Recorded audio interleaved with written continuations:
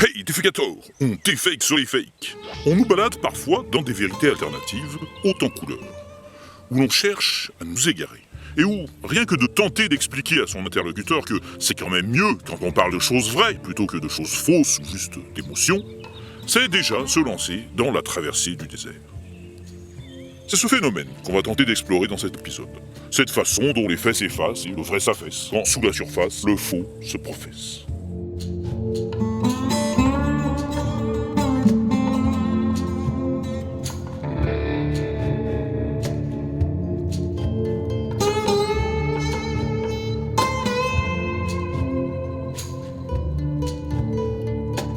C'est extraordinaire, hein? Eh ben, pas tant que ça. Un premier cas type, c'est celui où la réalité est recadrée pour arranger un peu l'image qu'on veut en donner.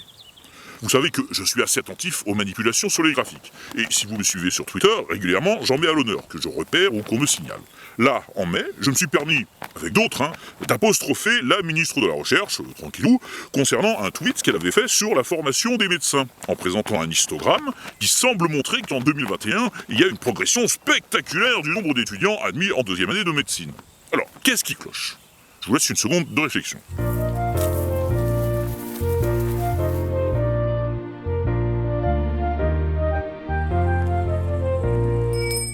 Bon, comme vous avez l'œil affûté, maintenant qu'on a fait des tutos là-dessus, vous avez forcément repéré le problème de l'échelle verticale qui ne commence pas à 0.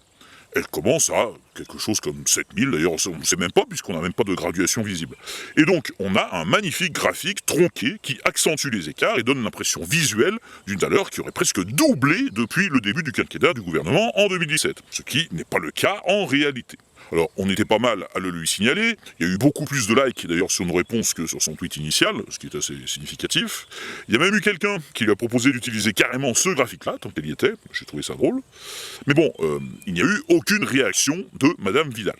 Alors, vous allez me dire, mais qu'est-ce que tu espérais? Ben, je sais pas. À défaut de retirer son tweet ou de produire un graphique moins arrangeant, elle aurait pu au moins expliquer un peu sa démarche, qui n'est pas hyper rigoureuse, surtout pour une ministre de la Recherche. Mais rien du tout, en mode balèque, quoi. Qu'on sait toujours, pour moi c'est comme ça, c'est terminé. Et alors, en revanche, il y a eu, sous nos tweets de protestation, des tweets de gens qui relativisaient. C'est pas incorrect en soi, ou c'est de la com, il faut bien susciter un engouement, ça fait partie du jeu politique, ce n'est pas grave tant que c'est pas de l'infox. Ça dépend où on place la limite entre la com et l'infox, quand même. C'est toujours la même chose, les graphiques livrés en kit, sur lesquels, en fait, il faut s'arrêter une minute pour essayer de découvrir par soi-même l'échelle, et arriver à reconstituer comme ça le graphique d'origine, ce sont pas des représentations visuelles objectives, ni honnêtes, puisqu'elles sont trompeuses, si on refait pas le boulot derrière. C'est arrangeant? Ben c'est dérangeant. De quoi? Non, je dis, c'est arrangeant? Ben c'est dérangeant. Je te fais des petites phrases de conclusion qui riment. Oui, bon, c'est pas un tuto aujourd'hui, j'avais pas spécialement prévu de phrases qui riment. Ouais, mais ça enrichit un peu. Oui, ça dépend des rimes déjà. Mais t'es où, là? Mais justement, c'est ce que je me suis dit qu'avec ma combi dans les ocres, là, je me fondrais complètement dans le paysage. Et t'inquiète, les gens, ils sauront même pas que c'est moi. Ils penseront que c'est Maxime. Qui ça? Ben c'est pas Maxime qui s'appelle, le gars, là? Bah tu me dis tout le temps, là, je mettrais une phrase de Maxime. De toute façon, je vais te dire, les gens sauront que c'est toi. Tu peux pas les tromper. Ah, ça, évidemment. Le Maxime, là, je sais pas, mais moi, les gens, ils savent que je fais pas les choses à moitié.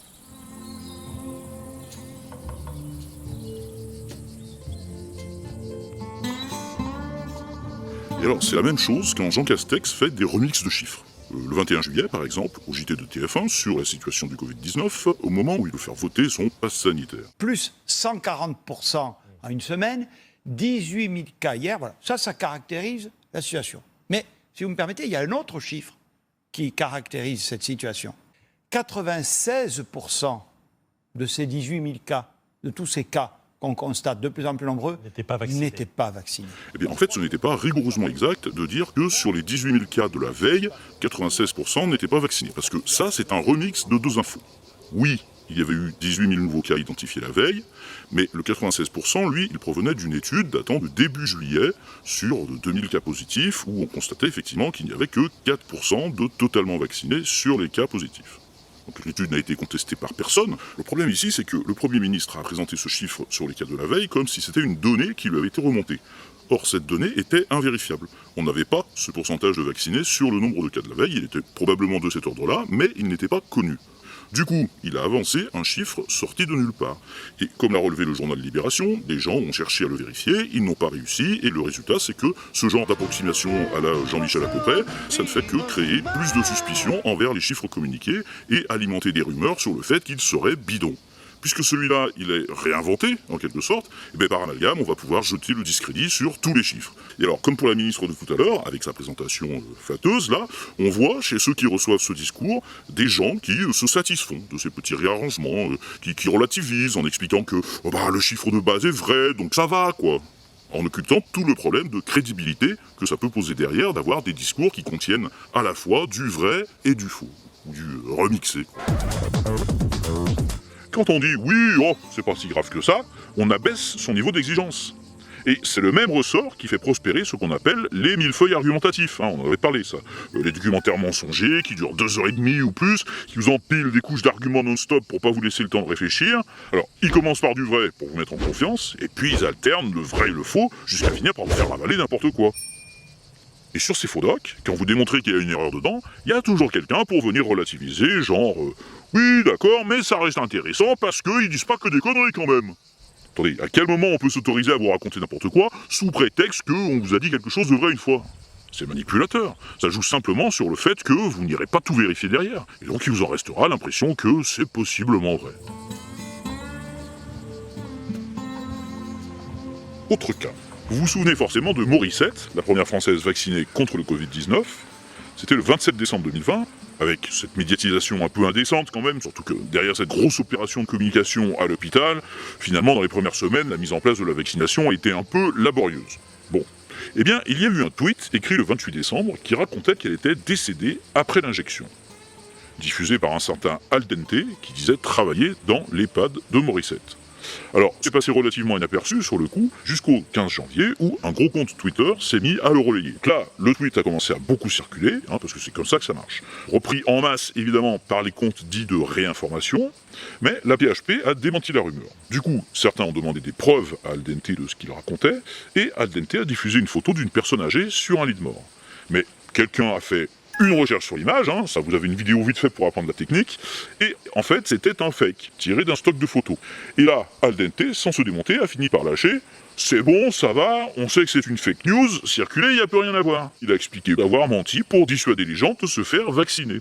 En faisant même une petite vidéo pour raconter son méfait, avant de finalement supprimer son compte au moment où il a compris que c'était un peu tendu d'avouer tout ça parce que ça risquait d'avoir des conséquences. Donc ce qu'on voit sur cet exemple-là, c'est déjà le niveau du dessus. Là, on n'en est plus juste à ne montrer qu'une part de vrai.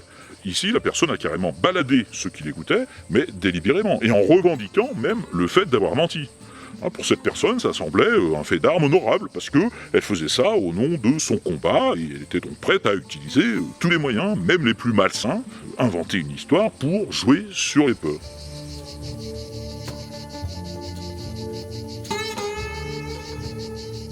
Et même genre, mais encore le niveau du dessus, le collectif Les Vaxeuses, qui lutte contre la désinformation vaccinale, a repéré sur un serveur Discord une discussion, qui a aussi été capturée par TurtleTicadi sur Twitter, avant que le serveur soit verrouillé.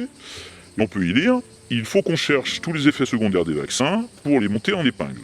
Et puis, et si on apprend qu'un d'entre eux est mort, alors on fait hyper tourner. Même si on nous dit qu'il est mort du cancer, vrai ou pas, je m'en fiche. Et plus bas, pour moi, il sera mort du vaccin. Si j'apprends qu'il n'était même pas positif, je m'en fiche, je mens. On tracte, on tweet, on en rajoute à fond la caisse. Vous voyez l'idée, du pathos, il nous faut du pathos. » Là, on a cette fois non plus des initiatives isolées de gens qui mentent au nom de leur idéal, mais bien des gens qui se groupent pour se concerter sur des stratégies de désinformation, là autour des décès dus au vaccin, et au passage en assumant pleinement de mentir.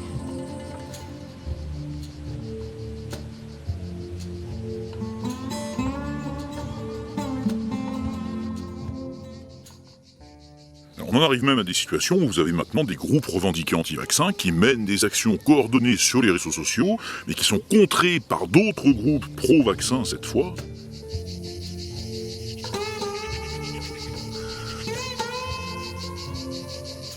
Et alors, quand on sait que circule ce genre de témoignages faux, et assumés en plus, par des gens qui sont donc ouvertement prêts à mentir pour en dissuader d'autres de se faire vacciner, et il est très étonnant d'entendre ce que vous allez entendre. Et aujourd'hui, 90% des Français, ce que je vous disais tout à l'heure, et ça, je vous demande vraiment de le garder, 90% des Français sont vraiment dans notre sens. Hein.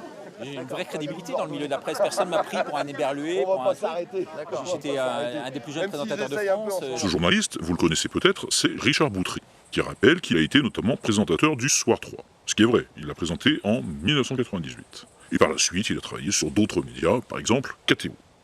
Donc là, il était interrogé par Julien Pain, journaliste de France Info. C'était le 5 juin 2021, dans une réunion publique, une université citoyenne à Avignon. Ou en Avignon, je ne sais jamais comment on dit. Dans la ville d'Avignon. Voilà. J'étais un des plus jeunes présentateurs de France. J'ai continué à avoir une renommée, une crédibilité. J'étais pris partout. J'ai des kilomètres et des kilomètres de personnes qui me disent...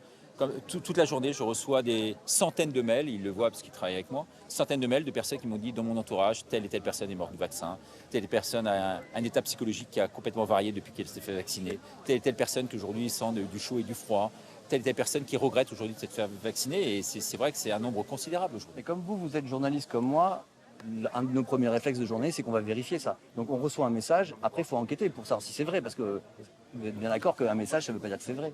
Mais enfin, est-ce que vous avez enquêté sur les différents messages que vous avez reçus ?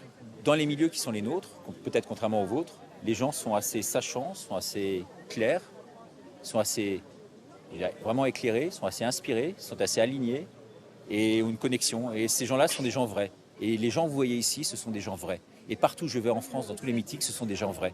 Et vous devez vous en rendre compte. Alors, il y a quelques éberlués comme partout, mais sinon, dans la grande majorité, ce sont des gens qui ne mentent pas, contrairement à l'autre partie, qui est peuplé de menteurs. Donc là, finalement, ils sont simplement en train d'avoir un échange sur leur propre profession à tous les deux. Mais ce qu'on comprend au travers de cet échange, c'est que malgré la rigueur journalistique dont Richard Boutry se réclame, quand il dit « j'ai une vraie crédibilité dans le milieu de la presse », eh bien, il ne vérifie pas les infos sur lesquelles il se base. En vertu de cet a priori que les gens qui lui ont envoyé des témoignages sont des gens vrais, qui ne mentiraient pas. Seulement voilà, ces gens contre le vaccin qui donc selon lui ne mentent pas, eh bien on a vu que quand même certains ont beau être des gens vrais, comme il dit, eh bien ils mentent. On a même vu qu'ils s'organisaient pour mentir. Et ils l'assument, ils disent qu'ils mentent pour porter leur combat, parce que ceux d'en face ils mentent aussi, donc du coup on va mentir. En s'exonérant d'enquêter, il ne suit pas les principes élémentaires de rigueur dont pourtant il se réclame. Il y a une incohérence à se présenter comme une figure d'autorité dans le milieu de l'information, tout en rapportant des infos basées sur des témoignages qu'il n'a pas vérifiés.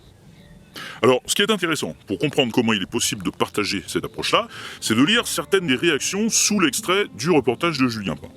Totale confiance en Richard Boutry qui fait du vrai journalisme d'investigation. Donc, qui parle de faits ou pas réellement de faits n'a aucune importance. Il a la confiance de cette personne. Et ça se situe bien dans le registre de la confiance. Richard Boutry a raison. Là, on parle d'opinion. Et on l'entend. Il porte une parole différente, qui est celle d'un camp qui s'oppose à l'autre partie. Ce sont ces termes. Et au final, ce qui semble convaincant pour cette personne, c'est qu'il trace des liens entre des faits pour en donner une explication. C'est ça qui l'intéresse. Et donc là, on est déjà sur le plan de l'interprétation des faits. Limite en se moquant de chercher à savoir si ces faits eux-mêmes sont sujets à caution ou pas. Là-dessus, on lui fait confiance, ça c'est acquis. On peut estimer qu'on fait partie d'une communauté irréprochable sur le plan des infos qu'elle fait circuler, et puis en réalité se tromper. Donc moi je vais vous dire, mais comme d'hab, comme à chaque épisode, vérifiez, creusez les sources et croisez les sources. Croiser des ours, c'est périlleux. Croiser des sources, c'est plus sérieux.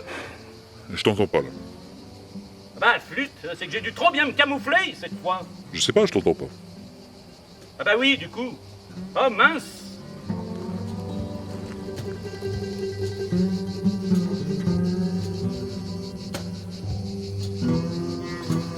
Poursuivons notre petit panorama. Parmi les gens qui en baladent d'autres, puisqu'on parle des réseaux sociaux, il y a bien sûr aussi, je sais pas comment les appeler parce que j'aime pas trop le terme influenceur, mais enfin disons, des gens très suivis sur ces réseaux sociaux. Vous vous souvenez de Kim Glow, qu'on avait vu dans un épisode précédent, nous exposer sa fameuse théorie des deux lunes. C'était dans une émission de télé-réalité qu'il avait fait connaître. Petit rappel. Et tu savais qu'on avait la même lune pour tout le monde ou pas? Oui, je pense, oui. Moi, je pensais qu'il y en avait moins de deux, parce que t'imagines si en France ils ont la même lune que nous, mais nous elle est là. Non mais sérieusement, si nous on a la lune là, comment en France ils l'ont aussi? C'est juste que c'est décalé, c'est tout. Il y a le jour avant et la nuit après, c'est tout. Mais on a toujours la même lune, quoi. On est à 11 heures d'avion, mais on a la même lune. D'où t'as déjà vu qu'il y avait 2 lunes qui... Genre dans 3 heures, la lune elle est en France. Bah oui, puisque mais dans 3 heures, on l'aura aussi, nous. Bah oui. Ah bah voilà. Bah moi, je vais vous prouver qu'on n'a pas qu'une lune, parce que c'est statistiquement impossible.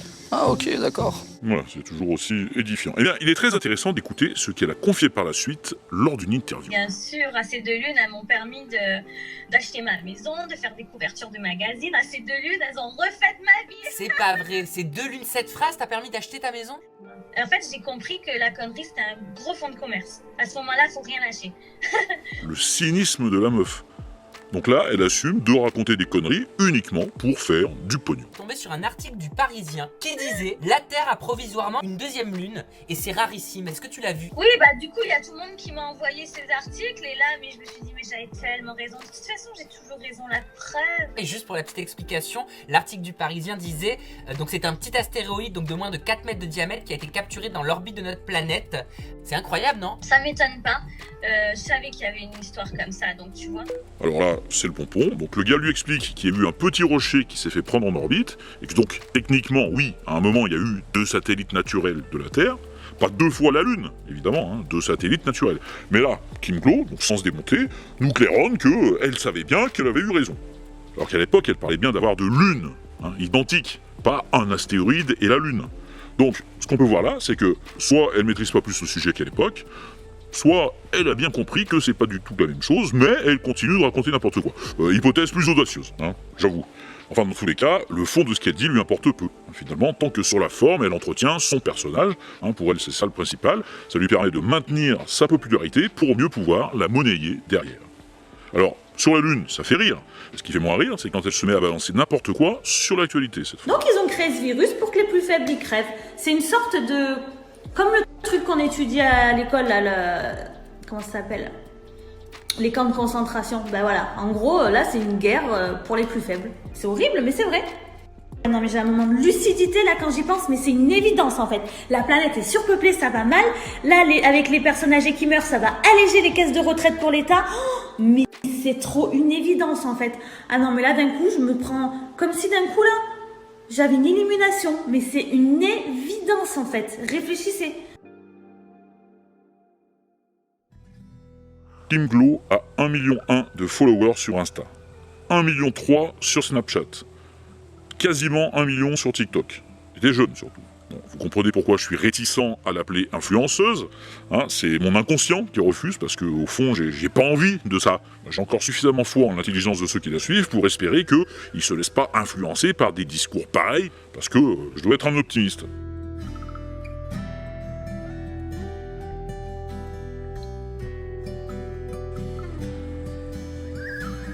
Ce qui est le plus étonnant dans ce petit tour d'horizon, c'est pas tellement qu'il y ait des personnes qui cherchent à nous balader dans tous ces paysages farfelus, à distance de la réalité.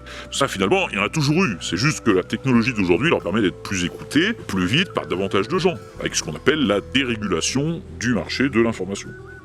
Non, ce qui est le plus troublant, ce sont les gens qui choisissent d'écouter ces personnes-là et qui les voient parfois dire des choses arrangées ou fausses, mais qui relativisent, qui disent que c'est pas si grave, tout ça juste parce que ça ressemble à ce qu'ils avaient envie d'entendre.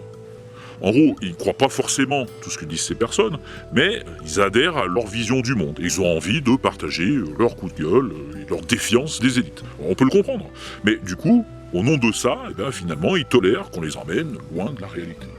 Et la difficulté, quand on prend l'habitude comme ça de faire des allers-retours entre la réalité et le fantasme, c'est qu'à force de passer sur la frontière, elle finit par s'effacer et on risque de plus trop savoir où elle se situe.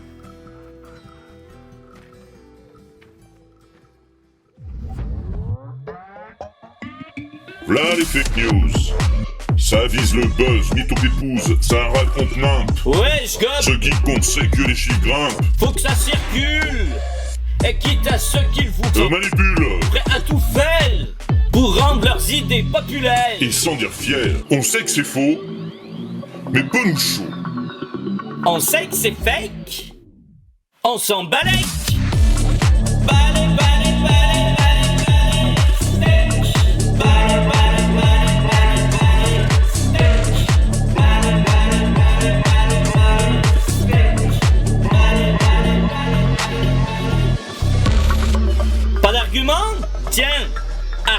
Emma. Ouais, pas les steaks.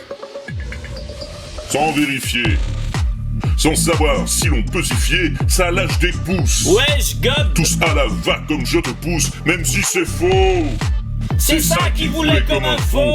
Alors ça retweet 128 000 fois trop vite. Et ça s'agite. On sait que c'est faux, mais on s'en fout trop. On sait que c'est fake. Mais pas les steaks.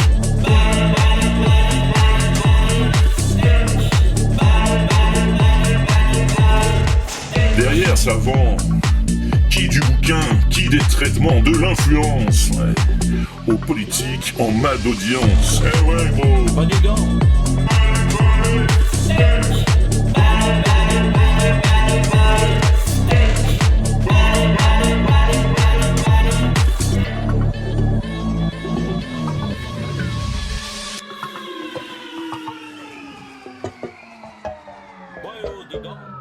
Ça va bien, la bien-pensance.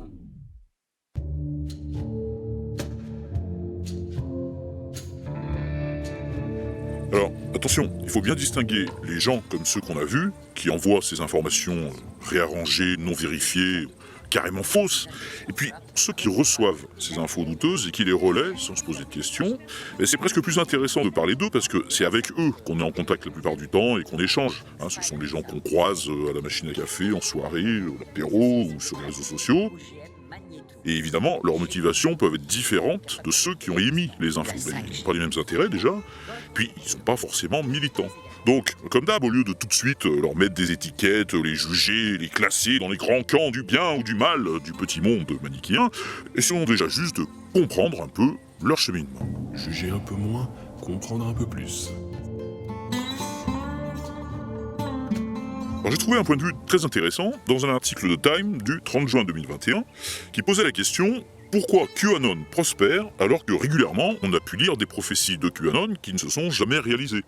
Genre Donald Trump va reprendre le pouvoir le 6 janvier 2021, puis le 20 janvier, puis le 4 mars, puis finalement il n'a jamais repris. Alors vous avez forcément entendu parler de QAnon. Pour résumer, c'est, alors pour rester neutre, une mouvance au sein de laquelle se diffusent des informations, on pourrait dire, alternatives. Voilà. Donc à l'origine, en 2017, ça relayait les messages d'un certain Q, ça c'est son pseudo, sur un forum américain, qui étaient plutôt des messages énigmatiques, alors que certains disaient cryptés, en invitant à se transformer soi-même en enquêteur pour en décoder le sens et faire des liens entre des faits ou avec des tweets de Donald Trump. Alors depuis, ça a essaimé, on en a pas mal entendu parler, notamment à l'occasion des dernières élections présidentielles américaines, où QAnon soutenait par exemple la contestation du résultat des élections, et ça a culminé le 6 janvier 2021, quand le Capitole à Washington a été envahi, avec parmi les participants des membres revendiqués du groupe. Il y a eu, suite à ça, pas mal de comptes qui ont été fermés sur les réseaux sociaux. D'ailleurs, le fameux Q a cessé de s'exprimer à peu près à la même époque. Mais bon, d'autres comptes ont continué à analyser l'actualité à travers, disons, ce même prisme, et parfois en migrant sur d'autres plateformes. Alors, l'article fait un constat qu'on a déjà fait finalement. Le cerveau humain est programmé pour rechercher des schémas. À l'origine, c'est pour reconnaître les situations dangereuses.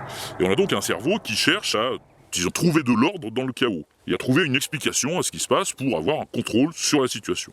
Donc il cherche à donner du sens à ce qui nous angoisse, que ce soit un bruit qu'on entend dans la nuit ou un événement d'ampleur mondiale. Parce qu'il est difficile d'accepter que ce qui arrive puisse être le fruit du hasard, parce que ça signifierait qu'on n'a aucun contrôle sur ce qui nous arrive. Du coup on cherche à relier les événements, à donner un sens à ce qui se passe, à trouver une explication. Quitte évidemment à ne relier que les faits qui nous intéressent. Et quitte aussi à les relier à des faits douteux, mais qui nous arrangent parce qu'ils comblent les trous et ils colleraient très bien avec ce qu'on a envie d'entendre, et dont on n'a donc pas envie de vérifier s'ils sont bien réels. On cherche à se rassurer, à expliquer le monde et à le sauver quelque part, puisqu'on veut trouver d'où vient le problème. Donc, au fond, on fait ça pour une bonne cause en soi. Ce qui manque parfois, c'est la méthode pour bien le faire. Parce que, évidemment, trouver des explications, c'est souvent trouver des coupables. Donc faire des listes de gentils et de méchants, et le danger, c'est que ces explications peuvent être orientées par son idéologie, ou bien l'idéologie des gens qui nous mettent sur la piste de ces explications.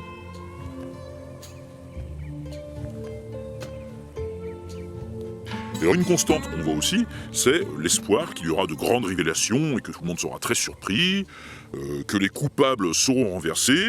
Donc ça, par exemple, ça a donné lieu à des prédictions. Joe Biden, qui avait battu Trump aux élections américaines, mais frauduleusement, d'après QAnon, devait être chassé du pouvoir en janvier 2021. Bon, ça n'a pas eu lieu. Le pape devait démissionner à la même époque. Ça n'a pas eu lieu non plus, ou alors on l'a pas su. Ça peut aussi être la promesse qu'il y aura un grand procès. Alors ça, on l'a vu encore récemment avec le Covid-19, par exemple, où il devait y avoir un procès Nuremberg 2 contre les dirigeants, en général, pour crimes contre l'humanité, et qui devait commencer le 3 juillet 2021. Bon, il n'y a pas eu de procès, ou alors on n'est pas au courant, ce qui serait assez étonnant.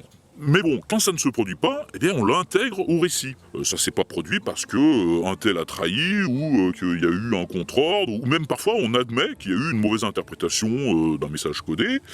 Mais bon, l'important c'est que le récit reste cohérent, et surtout qu'il continue d'entretenir l'espoir, peut-être par exemple avec une nouvelle échéance, avec une nouvelle date. Et de toute façon, comme il y a sans cesse de nouveaux événements à intégrer dans le récit, parce que l'actualité est riche tous les jours, on passe très vite à autre chose en fait. Ce qui est finalement une forme de déni de ce qui s'est passé. Donc du coup, on enchaîne sur autre chose. C'est un peu comme dans les feuilletons, dans les soaps, genre Plus belle la vie sur France 3. Donc depuis 2004 que ça dure, on en est à plus de 4300 épisodes là, en juillet 2021. Mais un spectateur qui regarde une série comme ça, il a oublié depuis longtemps les intrigues du début de la série, 17 ans après. D'ailleurs, apparemment, il reste très peu des personnages qui étaient là au début. Donc il y en a des nouveaux qui arrivent, avec de nouveaux conflits, de nouvelles intrigues, et c'est sans fin, et c'est du storytelling, tout ça, rien de plus. Si vous voulez voir le principe à l'œuvre, on l'avait illustré dans le live qu'on avait fait en 2020, d'effet confinement, avec Bruce, Arnaud, Clément, Vincent. On avait fait un jeu de rôle, où ils avaient des chaînes de désinformation. Donc moi, j'étais le maître du jeu, je leur donnais des événements, et ils les intégraient dans leur récit, et ça marchait très bien. Ils arrivaient à maintenir la cohérence de leur chaîne, même avec des événements qui, a priori, contredisaient ce qui s'était dit avant.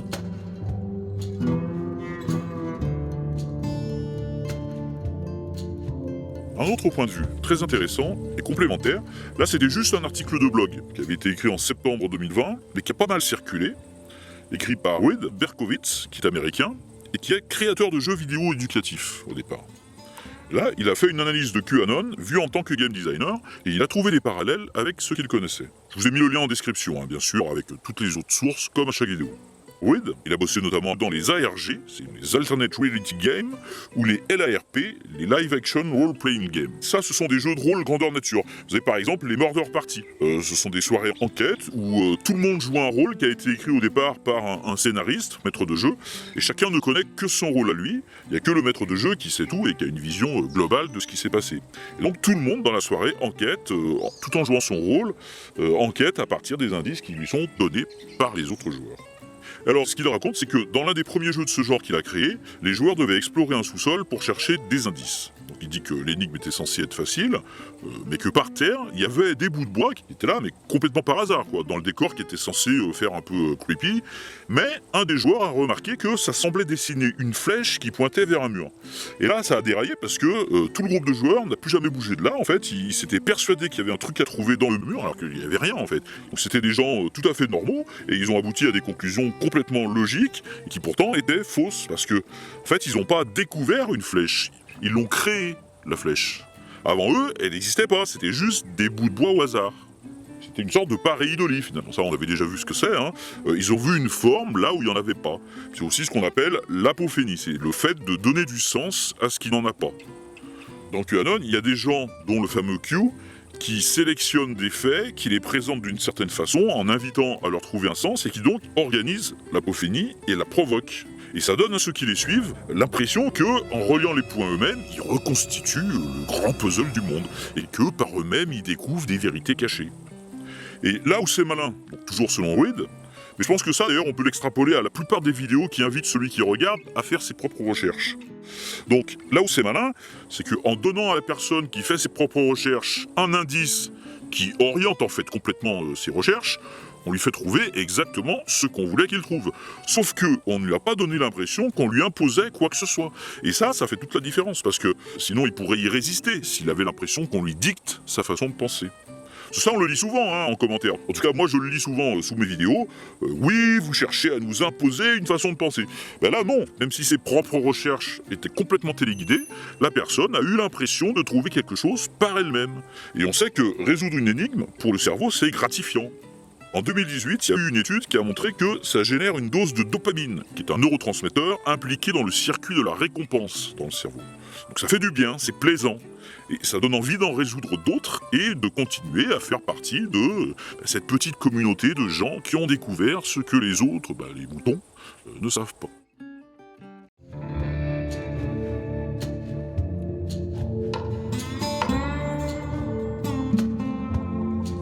Ces paysages, ils sont plaisants. On a envie de s'y faire balader.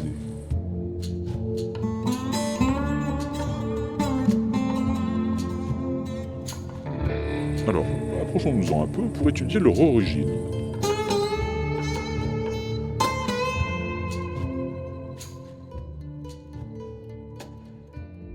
Sous la Terre, ici, on a une série de couches de roches ferriques composées d'argile, avec des couleurs différentes d'une couche à l'autre, et qu'on appelle les ocres.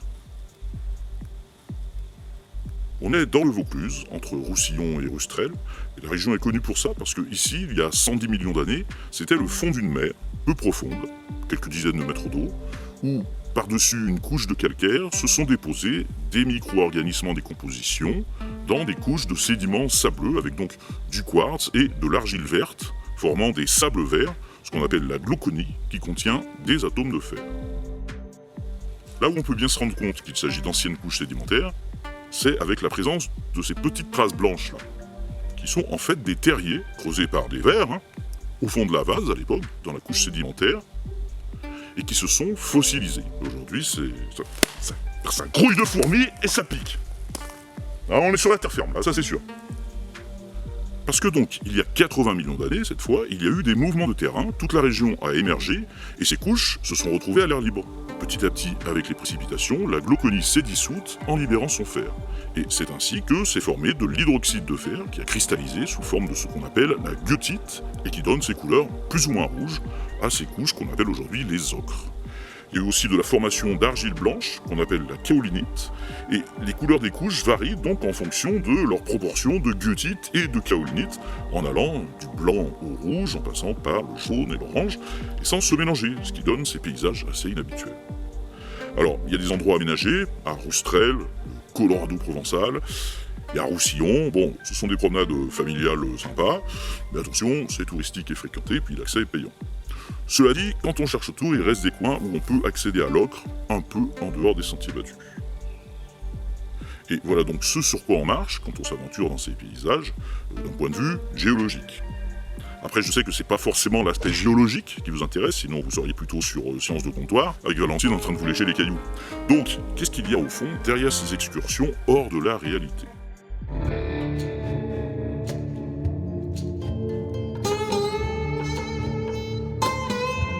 Dans les années 2000, il y a un néologisme qui est apparu.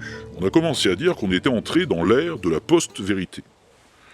C'est un concept selon lequel nous serions entrés dans une période où l'opinion personnelle, l'idéologie, l'émotion, et puis la croyance prennent plus d'importance que la réalité des faits. Au départ, en particulier, on l'a utilisé pour les cas de certains politiques qui font des appels à l'émotion et qui mettent en avant les opinions personnelles plutôt que les faits objectifs, mais ça peut être étendu à tout ce qui modèle l'opinion publique, dans les médias et sur les réseaux sociaux. Pour le dictionnaire d'Oxford, ça a même été le mot de l'année en 2016. Il faut se souvenir qu'en 2016, il y a eu notamment aux États-Unis la campagne présidentielle de Donald Trump et au Royaume-Uni la campagne du référendum sur le Brexit. Mais ce qui a provoqué l'apparition du mot, post-truth en anglais, c'est en particulier l'affaire des armes de destruction massive en Irak, qui a marqué durablement les esprits au début du siècle. Alors pour ceux qui n'étaient peut-être pas encore en âge de suivre ça à l'époque, ça a commencé en 2003, le 5 février 2003, lors d'une session du Conseil de sécurité de l'ONU, l'Organisation des Nations Unies. Ce jour-là, on voit Colin Powell, qui était secrétaire d'État de l'administration du président de l'époque des États-Unis, George W. Bush. On le voit agiter devant l'Assemblée un petit flacon contenant un truc blanc. Alors non, il n'est pas en train de leur montrer des granules d'homéopathie pour essayer de leur faire croire que ça marche, là ce serait quand même un peu trop énorme, ça passerait pas. Non, il explique que son flacon contient de l'anthrax, qui avait été utilisé déjà comme arme biologique durant la Première Guerre mondiale. Ça provoque la maladie du charbon, qui est fatale dans 50% des cas. Et il explique donc devant le monde entier qu'il a une preuve que l'Irak développe des armes de destruction massive, bactériologiques et chimiques aussi, avec des photos satellites d'usines d'armes chimiques. Et George W. Bush en avait déjà parlé à l'ONU en septembre 2002. Il avait même expliqué que Saddam Hussein, donc le dirigeant irakien de l'époque, cherchait aussi à produire des armes nucléaires, selon des rapports de la CIA et du gouvernement britannique. Donc, sur la base de ces suspicions, l'ONU avait déjà voté en novembre 2002 une résolution visant à aller faire des inspections en Irak pour vérifier ça, en demandant à Saddam Hussein de coopérer. Mais les États-Unis et les Britanniques ne veulent pas attendre, et donc là, en février 2003, à l'ONU, en gros, ils demandent à la communauté internationale de les suivre sur la base de ces preuves pour lancer une opération militaire Iraqi Freedom, qui est donc tout simplement l'invasion de l'Irak pour la libérer, avec le soutien d'une coalition internationale de quelques pays convaincus, dont l'Australie, la Pologne, quelques Européens. Il n'y avait pas la France qui s'y était opposée. Et en quelques semaines, ils font tomber le régime et ils arrêtent Saddam Hussein. Alors, attention, Saddam Hussein, le gars était au pouvoir depuis 35 ans, c'était un régime autoritaire et c'était pas exactement le paradis sur Terre. Mais bon, le problème, c'est qu'au final, à l'époque, les inspections de l'ONU montrent qu'il n'y a jamais eu d'armes de destruction massive développées par les Irakiens. Tout ce qu'ils trouvent, c'est des vieux stocks, en partie périmés, d'armes qui leur avaient été fournies dans les années 80, précisément par les Occidentaux. Alors on a su par la suite que les rapports britanniques et américains avaient été falsifiés, et que les preuves présentées à l'ONU étaient fictives. Et ce fake, ça a servi de justification pour lancer toute cette opération dite à l'époque de guerre préventive contre le terrorisme et qui a abouti à installer un nouveau régime qui puisse davantage soutenir les Occidentaux, d'après certains analystes. Donc je simplifie évidemment parce que ce qui se joue dans la région est beaucoup plus complexe que ça. Mais en tout cas, ces soi-disant preuves exhibées à l'ONU, c'était un mensonge d'État. Et plus tard, de manière détournée, j'étais abasourdi que ces informations venaient d'une source que les Allemands avaient en Allemagne. Mais cette source refusait de nous parler directement. Et c'est un cas qui a marqué les esprits parce que ça a établi que les gouvernements américains et britanniques pouvaient mentir au monde entier, droit dans les yeux, et sans jamais avoir finalement à en rendre de compte. Alors depuis, évidemment, il y en a eu d'autres, et même des événements de bien moindre importance, mais où des responsables, des politiques, ont été pris en train de nous mentir les yeux dans les yeux. Je n'ai pas, monsieur le député, je n'ai jamais eu de compte à l'étranger, ni maintenant, ni avant. Les yeux dans les yeux. Est-ce que vous avez eu un compte en Suisse ou pas ? Je n'ai jamais eu de compte en Suisse, Jean-Jacques Bourdin. Alors lui, s'est d'ailleurs rétracté par la suite, au moment où il a été condamné pour des blanchiments de fraude fiscale sur ces fameux comptes en Suisse. Ministre du budget, hein. Il ajoute qu'il est dévasté par les remords et qu'il a ordonné le rapatriement en France des 600 000 € de ce compte. Il a invoqué le fait qu'il avait une part d'ombre. J'avais une part d'ombre, et cette part d'ombre est aujourd'hui en pleine lumière. Qui n'a pas une part d'ombre? Cela dit, ce n'est pas l'excuse la plus claquée au sol qu'on ait entendue dans la classe politique française. Il y a eu aussi ce secrétaire d'État qui est resté en poste 9 jours seulement avant qu'on s'aperçoive qu'il ne déclarait pas ses revenus et ne payait pas ses impôts depuis plusieurs années. Il a fini par régler la note. Son excuse ? Une phobie administrative, dit-il, ce qui laisse perplexe même les spécialistes médicaux. Le problème, c'est que la phobie administrative, ça n'existe pas dans nos nomenclatures médicales et psychiatriques. Moi, je me suis corrigé, voilà, je suis mensualisé, je déclare à temps. Donc j'ai traité cette phobie administrative qui était une invention de ma part, mais qui existe, c'est-à-dire que d'autres l'ont. Alors ce genre d'affaires, on en voit dans tous les partis. Commencez pas à chercher à faire une interprétation politique de ce choix d'exemple-là. On en trouve absolument partout. Et c'est justement à cause de ça que se font des amalgames et que s'installe l'idée que c'est tous des pourris. Mais c'est une généralisation abusive, c'est abusé, parce que c'est généraliser à tous les responsables politiques le comportement de quelques-uns en particulier. Si par exemple vous êtes agriculteur, que je débarque et que je vous balance « Les paysans, c'est tous des fumiers !» Voilà, et bien là il y a des risques que le fumier, je le vois bientôt de très très près. Voilà, on mène la généralisation abusive, c'est merdique. C'est pas parce qu'on m'a vendu une fois des haricots qui veulent pas cuire que tous les producteurs de haricots sont à jeter aux asticots. Mais ouais, c'est ainsi. Sous la post-vérité, il y a déjà ce biais, le mauvais exemple de certains condamne très vite tous les autres qui sont mis dans le même sac.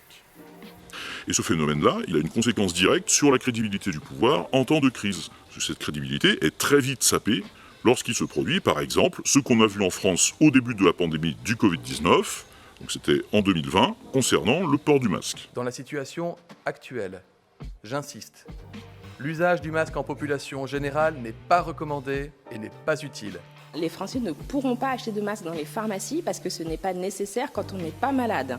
Et on sait maintenant que ce qui était avancé là n'était pas la vraie raison. Ça a d'ailleurs été confirmé par la suite, avec le recul, par Stanislas Guerini, qui est délégué général du parti du gouvernement. Oui, sur la question des masques, avec le recul, on sait qu'on aurait dû dire plus simplement qu'il n'y en avait pas assez et que c'était la raison principale pour laquelle il fallait les réserver à ceux qui étaient sur la première ligne de front. Je ne voudrais pas que les Français pensent qu'on leur aurait caché l'utilité du masque parce qu'on en aurait manqué. Voilà, alors on va redire des évidences, mais quand on est aux manettes, on se doit d'être irréprochable et exemplaire, parce que lorsqu'il se produit ça, déjà, ça envoie à la population un message brouillé, plus personne n'y comprend rien, et puis surtout, ça met à mal durablement la confiance qu'on peut avoir en ceux qui sont en charge de la santé publique. Et on a entendu que la confiance, c'est important. Parce que cette erreur-là, elle leur sera ressortie à chaque nouvelle décision. Ce qui fait que du coup, pareil, ça va par amalgame nourrir la défiance envers les confinements suivants, on l'a vu, et puis en 2021 sur le vaccin. Alors, de base, ce concept de post-vérité pose différentes questions, presque d'ordre philosophique. Déjà, qu'est-ce que la vérité ? Si on prend un fait, est-ce qu'on peut réellement en avoir un récit objectif si on se réfère aux médias, par exemple ? On sait que les médias peuvent être orientés, que les groupes qui détiennent les médias exercent parfois une influence sur la manière dont ils relatent ou ne relatent pas les faits. On pourrait reparler par exemple des cas de censure dans les médias du groupe Canal. Donc on sait qu'il est important de croiser plusieurs sources médiatiques pour se faire une idée plus complète d'une situation. Et en plein air de la post-vérité, tout ça c'est amplifié par le fait que dans des publications sur les réseaux sociaux et même dans certains médias, il y a une confusion qui est entretenue entre les faits objectifs, donc les données scientifiques de la crise, et puis les décisions prises par les politiques pour gérer cette crise, qui elles sont critiquables, mais ce sont évidemment deux choses très différentes.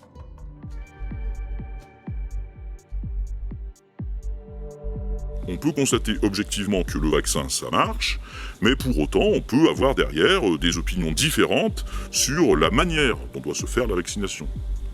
Est-ce que ça doit être obligatoire ou sous la contrainte avec un pass sanitaire, ou est-ce qu'il faudrait mieux miser sur l'explication, la pédagogie et la responsabilisation des gens ? Bon, là, ça, c'est un vrai débat. Là, on peut avoir une opinion et l'exprimer, mais est-ce que pour autant, on doit se permettre de faire circuler de fausses informations sur la vaccination elle-même ? Est-ce que, comme on avait pu le lire sur les réseaux sociaux, la fin justifie ces moyens-là ? Et bien voilà, poser toute la problématique, parce que la santé publique, c'est pas les jeux du cirque, et faire circuler des fausses infos sur un sujet aussi vital que le vaccin, ça peut avoir des conséquences dramatiques. Par exemple, si elle dissuade certaines personnes à risque de se faire vacciner. Désinformer là-dessus, c'est endosser la responsabilité de provoquer potentiellement des maladies et des morts. Et est-ce que cette fin-là justifie toujours ces moyens ? Et de toute façon, même sans parler des conséquences et de l'aspect moral, il faut quand même se poser une question fondamentale à la base. Si pour défendre mon point de vue, je suis obligé de mentir pour que ce soit convaincant, est-ce que ma position est vraiment si solide que ça ? Est-ce qu'elle est bien argumentée au départ ? Parce que quand on en est à devoir inventer des arguments, c'est quand même le signe qu'on doit en manquer. Si on estime qu'ils ne sont pas capables de convaincre les autres, à un moment, il faut se demander même pourquoi on en est soi-même si convaincu. Est-ce que les autres sont tous intellectuellement limités et que nous on serait au-dessus de tout ça ? Ou bien est-ce que finalement on n'a pas une position un peu fragile et motivée par d'autres raisons que celles qu'on avance ?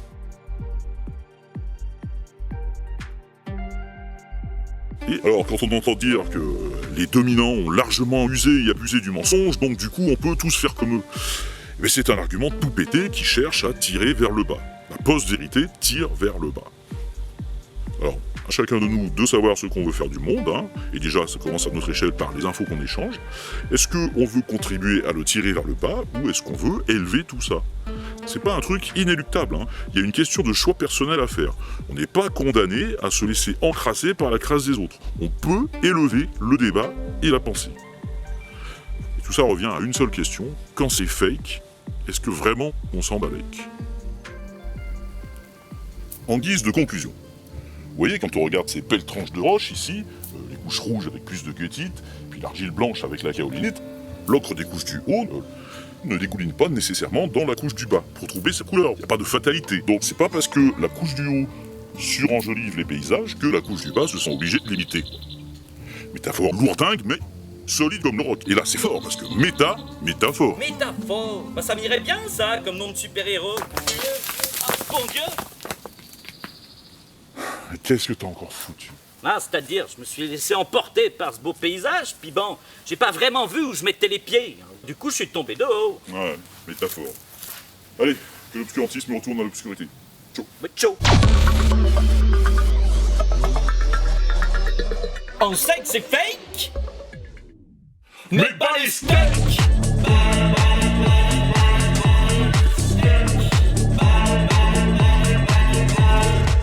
Derrière ça vend. Qui du bouquin, qui des traitements, de l'influence, ouais. Aux politiques en mal d'audience. Eh ouais gros. Pas des gants.